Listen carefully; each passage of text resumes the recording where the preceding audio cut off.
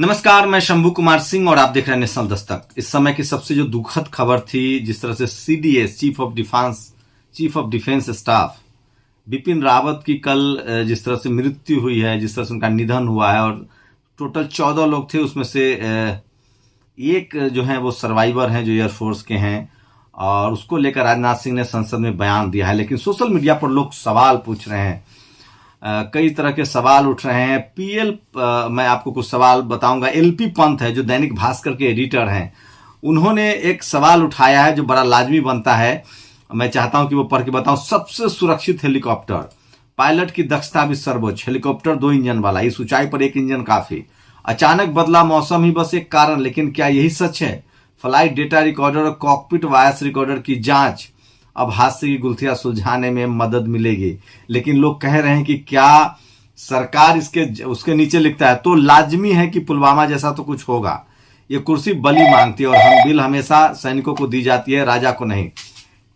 Record उठाकर देख लो जब भी इलेक्शन, लेकिन वहां कुछ लिख रहे हैं कि क्या जांच के रिपोर्ट्स आएंगे, ये बड़ा सवाल है, ये सबसे बड़ा सवाल है और लोग लगातार इसको लेकर बातचीत कर रहे हैं। और जिस तरह से उनकी मौत हुई है, ये साफ है कि कहीं कोई चूक तो नहीं हो गई है। और चीफ ऑफ डिफेंस को लेकर कई विवाद भी रहे हैं। उनको बहुत प्रधानमंत्री के करीबी माना जाता था, जैसे जजों को लेकर कई जज ऐसे हैं जो सरेआम संवैधानिक पद पर होने के बाद भी एक पार्टी विशेष के प्रवक्ता के तौर पर थे। तो बिपिन रावत के लिए भी ये था कि वो प्रधानमंत्री के बहुत करीबी थे। और कई तरह की टिप्पणियां हैं कि आर प्रसाद है, एक उनका ब्लू टिक है, उन्होंने लिखा है, एक ट्वीट किया है कि this first senior most soldier who wear a political shirt over his military uniform. तो आर प्रसाद हैं। तो इस तरह से सोशल मीडिया लगातार जो है वो तमाम सवाल को उठाता है और जांच की लोग बात कह रहे हैं कि जांच होनी चाहिए। अब आते हैं कुछ पॉलिटिकल खबरों पर। सोचिए, जीबी पंत, बद्री नारायण, इस तस्वीर को देखिए, इस शख्स का नाम है बद्री नारायण। ये अपने आप को मीडिया चैनल पर दलित हितैषी बताता है, बैठता है वहां, इंटरव्यू देता है, लेकिन आज तक इसकी कोशिश है बद्री नारायण मिश्रा की कि किसी तरह से दलित और ओबीसी में लड़ाई कराई जाए। और जीबी पंत में जब मौका मिला तो इस शख्स ने जनरल कैटेगरी के बराबर नंबर लाए ओबीसी के लोगों को नौकरी नहीं दिया और एनएफएस नॉट फाउंड सुटेबल लिख दिया। नॉट फाउंड सुटेबल सबसे बड़ा भ्रष्टाचार। इससे पहले एससी एसटी के लोगों को नॉट फाउंड सुटेबल लिखा जाता था, उन लोगों ने लड़ाइयां लड़ी। और एक कमिटी थी, सुखदेव थोराट जब यूसी के चेयरमैन बने, उन्होंने कहा कि कोई भी बगैर एससी एसटी के इंटरव्यू नहीं होगा। उसके बाद उनको नॉट फाउंड सुटेबल का जो उनकी बेईमानी थी वो हटाया गया है। इसके बाद इस शख्स पर, बद्री नारायण मिश्रा पर, जो कि जीबी पंत, इसको लेकर राष्ट्रीय पिछड़ा आयोग ने नोटिस जारी किया और इन पर कार्रवाई होनी शुरू हो गई है। तो सबसे बड़ा धोखा जो है वो लगातार इस देश में चल रहा है। आप सोचिए कि किस तरह की बेईमानी की जा रही है। और इसीलिए सोशल मीडिया पर आवाज उठाने का ही नतीजा है। कोई टीवी अखबार एक खबर न दिखाएगा न चलाएगा, क्योंकि उन्हीं जातिवादियों का वो अड्डा है। लेकिन सोशल मीडिया पर लगातार इसकी वजह से जांच, ओबीसी कमीशन ने संज्ञान लिया है।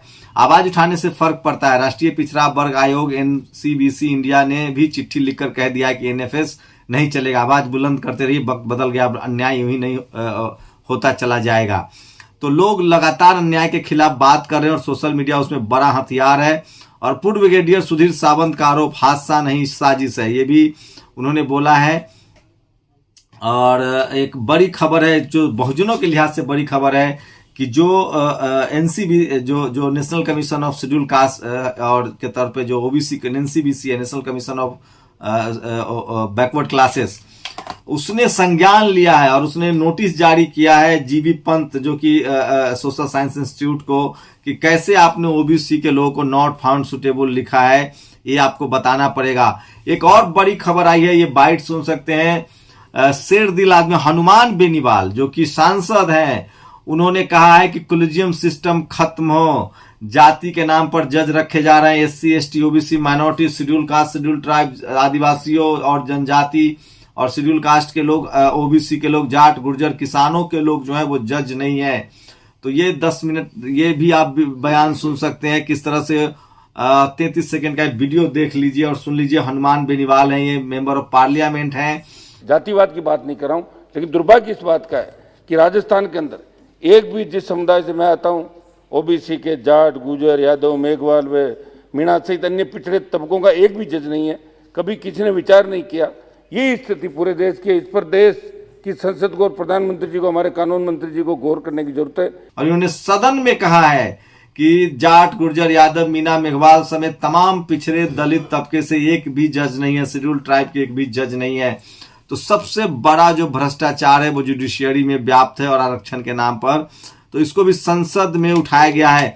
31 वरिष्ठ अधिकारी बिना सिविल सर्विस परीक्षा के लेटर एंट्री के जरिए बना दिए गए हैं। तो ये तमाम बड़ी खबर बता रहा था। और एक सबसे दर्दनाक खबर दे रहा हूं, इस देश में आज भी SC ST OBC के लोग जो है वो ट्रेन में सोने के लिए मजबूर हैं, टॉयलेट में सोकर उनको सफर करना पड़ता है। तो ये सबसे बड़ी खबर थी जो मैं आपको बता रहा था, किस तरह से जो जातिवाद है, मनुवाद है वो हावी है। आपको कॉलेज, यूनिवर्सिटी, मीडिया, जुडिशियरी और ब्यूरोक्रेसी में नहीं जाने दिया जाएगा, जहां से सारे फैसले आते हैं। तो सोचिए, सांसद कह रहे हैं संसद में कि SC ST OBC माइनॉरिटी के जज नहीं है, कॉलेजियम सिस्टम से। अब आते हैं जजों पर। एक खुद गगोई ने खुलासा किया, जिसने सुप्रीम कोर्ट पर फैसला दिया था। उस गगोई ने खुद खुलासा किया अपने किताब में, जो अब राज्यसभा सांसद हैं, कि हमने जब अयोध्या पर फैसला दिया था उसके बाद हम तमाम 4 जज, ये तस्वीर देख लीजिए, आफ्टर CJI रंजन गोगोई ने कहा कि उन लोगों ने पार्टी की थी, उन लोगों ने दारू पी थी, महंगी दारू पी थी, वो होटल गए थे और उन्होंने पार्टी की थी। तो इस तरह से जुडिशियरी सिस्टम चल रहा है। Gogoi celebrating the Ayodhya verdict with his brother जज ऑन द बेंच। ये 5 जज हैं जिन्होंने पार्टी की थी और ये खबर छपी है। और सोचिए कि सुप्रीम कोर्ट के जज, और अब वो कह रहे हैं कि मुझे किसी राष्ट्रपति ने राज्यसभा बनाया है, मैं किसी पार्टी से नहीं आया हूं। और यहां तक उन्होंने खुद अपनी किताब में लिखा है, उन पर सेक्सुअल हैरेसमेंट का केस लगा था, उस कमेटी में मुझे नहीं होना चाहिए था। तो सोचिए कि भाई भतीजावाद कितना है। और उसके बाद जो सुप्रीम कोर्ट के बाद में चीफ जस्टिस बने बोबरे, उनसे उनकी दोस्ती थी, उन्होंने उनको क्लीन चिट दिया, उस महिला को भी क्लीन चिट मिल गया। तो सुप्रीम कोर्ट में जो प्रेस कॉन्फ्रेंस हुई थी उसको लेकर भी उन्होंने कहा कि हाँ वो फैसला सही था, हम मिलना चाहते थे। उन्होंने खुद कहा था, incidentally justice Qureshi was transferred from Tripura to the Rajasthan high court as chief justice in September this year, the issue of this elevation. तो ये है, अयोध्या पर वर्डिक्ट होने के बाद जज जो है वो शराब पीने गए थे, दारू पीने गए थे, सेलिब्रेट कर रहे थे। सोचिए, SC ST OBC माइनॉरिटी के लोग सुप्रीम कोर्ट में जजेस नहीं है, इक्का दुक्का है। आप इस देश में द्वितीय दर्जे के नागरिक तो नहीं है। ये सवाल मैं SC ST OBC माइनॉरिटी के पढ़े लिखे लोगों से कहना चाहता हूं। अभी मैं एक इंटरव्यू कर रहा था जंतर मंतर पर SC ST OBC माइनॉरिटी का।